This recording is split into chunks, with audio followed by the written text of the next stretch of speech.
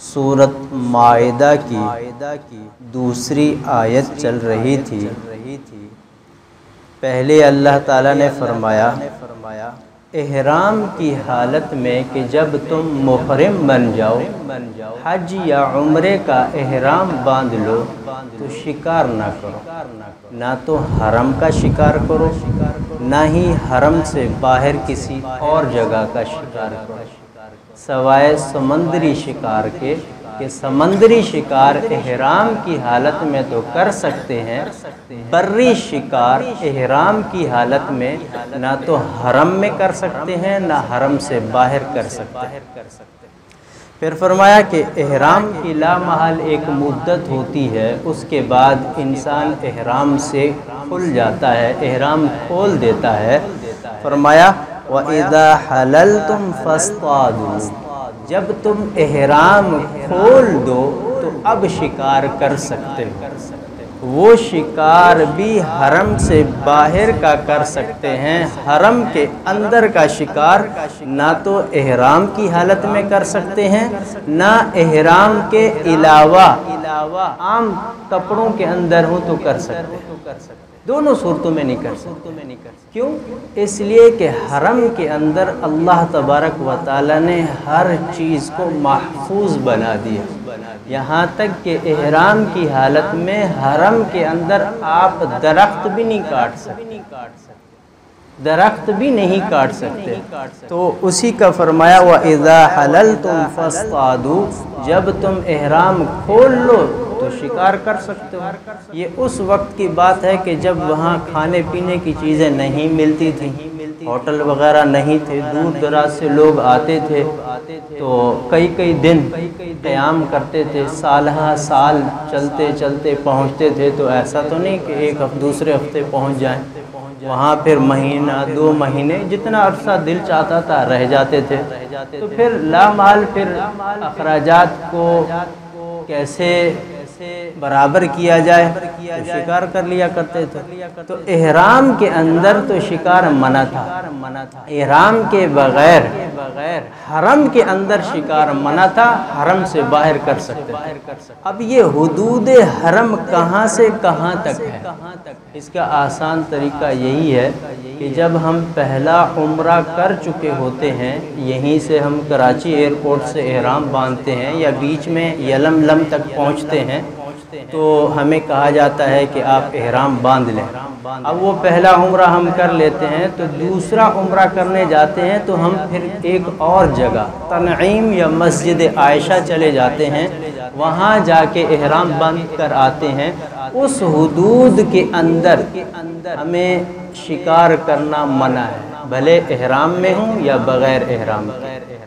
اور آگے فرمایا وَلَا يَجْرِمَنَّكُمْ شَنَآنُ قَوْمٍ أَن صَدُّوكُمْ عَنِ الْمَسْجِدِ الْحَرَامِ أَن تَعْتَدُوا۔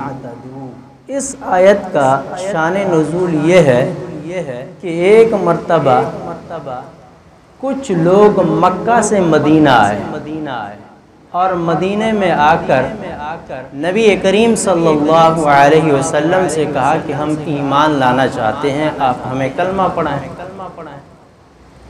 تو نبی کریم صلی اللہ علیہ وسلم نے فرمایا اپنے صحابہ کرام کو کہ کچھ لوگ آ رہے ہیں شیطان کی صورت میں، شیطان کی صورت میں آئیں گے اور شیطان کی صورت سے جائیں گے۔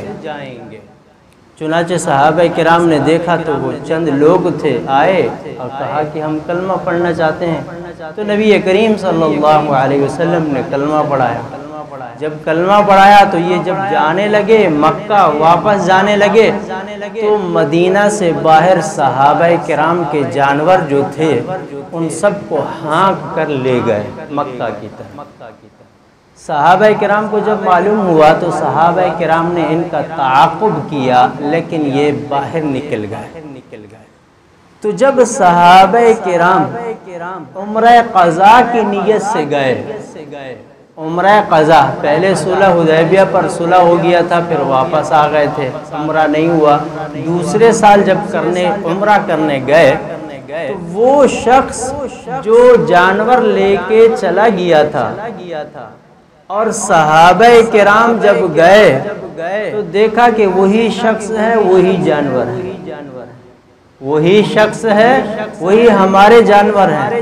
صحابہ کرام کے دل میں یہ خیال آیا کیوں نہ ہو کہ اس کو بھی مار دیں اور اپنے جانور واپس لے لیں۔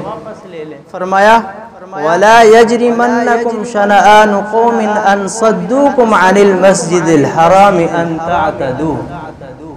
احرام میں ہو، حدیبیہ کا آدھا حصہ حرم سے باہر ہے، اور صلح حدیبیہ جس مقام میں ہوئی وہ حدیبیہ کا آدھا حصہ حرم میں ہے۔ فرمایا کہ احرام میں ہو، شکار، لڑائی جھگڑا سب کچھ منع ہے۔ پھر فرمایا وَلَا يَجْرِمَنَّكُمْ شَنَآنُ قَوْمٍ، ایسی قوم سے دشمنی نہ کرو جس قوم نے تمہیں مسجد حرام سے روک دیا تھا عمرہ کرنے سے، لہذا تم ان پر ظلم و ستم نہیں کر سکتے۔ چنانچہ صحابہ کرام باز آ گئے۔ یہ ہے اسلام کی خوبی کہ اسلام اپنوں کے ساتھ بھی اور غیروں کے ساتھ بھی کیسے حسن سلوک کے ساتھ پیش آنے کا حکم دیتا ہے۔ یہ کسی مذہب کے اندر نہیں ہے، کسی قوم کے اندر نہیں ہے۔ جتنی بھی قومیں آئی ہیں، جتنی بھی قومیں آئی ہیں، انہوں نے اپنی قوم کی ضرور رعایت رکھی ہے، چاہے وہ یہودیت ہو، عیسائیت ہو، یونانی ہو، قیصر کے ہوں، کسریٰ کے ہوں، جس جگہ کے بھی اس کے تعلق ہو، ان کے اگر آپ ان کے قوانین کو دیکھیں تو وہ اپنے لوگوں کو کچھ نہ کچھ رعایت دیتے ہیں، جس کی وجہ سے یہ رعایت دینا ہی غلط ہے۔ لیکن اسلام نے کیا کہا؟ المسلم اخو المسلم، رعایت ہے، مسلمان مسلمان کا بھائی ہے، چاہے وہ اس قوم سے ہے، اس ملک سے ہے، یا کسی اور دشمن والے ملک سے ہے مسلمان تو تمہارا بھائی ہے۔ یہ اسلام کی خوبی ہے کہ اسلام نے اپنوں کے ساتھ بھی اور غیروں کے ساتھ بھی، یعنی اپنی قوموں کے ساتھ بھی اور غیر قوموں کے ساتھ بھی حسن سلوک کا حکم دیتا ہے۔ اور آگے فرمایا وَتَعَاوَنُوا عَلَى الْبِرِّ وَالتَّقْوَى، آپس میں تعاون کرو نیکی پر اور تقوی پر۔ قرآن کریم کی یہ جامع آیت ہے، جامع اور مانع آیت ہے کہ ایک دوسرے کا تعاون کرو نیکی اور تقوی پر۔ الدال علی الخیر کفاعلہ، کہ نیکی کی طرف بلانا، نیکی کی طرف دعوت دینا، نیکی کی طرف رہنمائی کرنا، یہ ایسا ہے جیسا کہ نیکی کرنا ہے۔ کچھ نیکیاں ہم نہیں کر سکتے، لیکن جو نیکی کوئی اور کر سکتا ہے اس کی طرف ہمارا ترغیب دینا، اس کی طرف رہنمائی کرنا تو برابر کی شراکت داری رکھتی ہے۔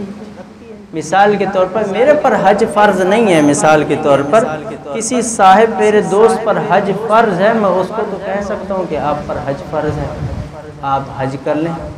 ایک شخص صاحب نصاب نہیں ہے، زکوٰۃ اس پر فرض نہیں ہے، لیکن دوسرا شخص وہ صاحب نصاب ہے، زکوٰۃ دیتا ہے۔ ایک مستحق آیا اور آپ سے اس نے سوال کیا زکوٰۃ کا، آپ صاحب نصاب نہیں ہیں، آپ اس کو دوسری طرف متوجہ کر سکتے ہیں، لیکن ہمارے معاشرے میں یہ معیوب سمجھا جاتا ہے، یہ چیز معیوب سمجھی جاتی ہے، جبکہ قرآن کریم کے اندر کیا ہے؟